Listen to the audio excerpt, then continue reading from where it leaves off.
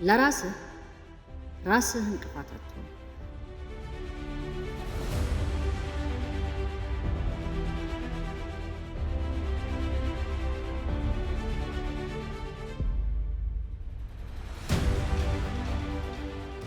ከአንደበታችን የሚወጣው ቃል የልባችን ፍሬ ነው።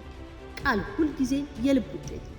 ስለዚህ አይደለም ለሰው ለራስህ ለህሊናህ የምትነግረውን ነገር መጠንቀቅ አለብህ።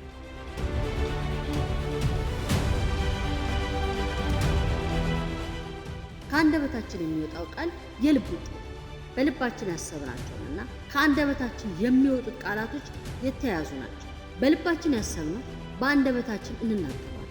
ለምሳሌ እኔ አልችልም፣ እኔ እኮ አይገባኝም፣ እኔ ሰነፍ ነኝ፣ የማረባ ነኝ፣ መስራት የማልችል ሰው ነኝ፣ እኔ ደካማ ነኝ ስንል ለራሳችን አሉታዊ ኔጌቲቭ ቫይብሬሽን ለአእምሯችን እየነገርነው ነው።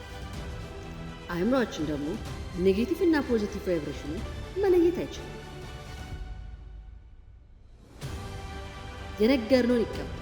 ቃላቶቹ በራሳቸው ኔጌቲቭ ቫይብሬሽን አሊያም ኔጌቲቭ ኢነርጂ አላቸው።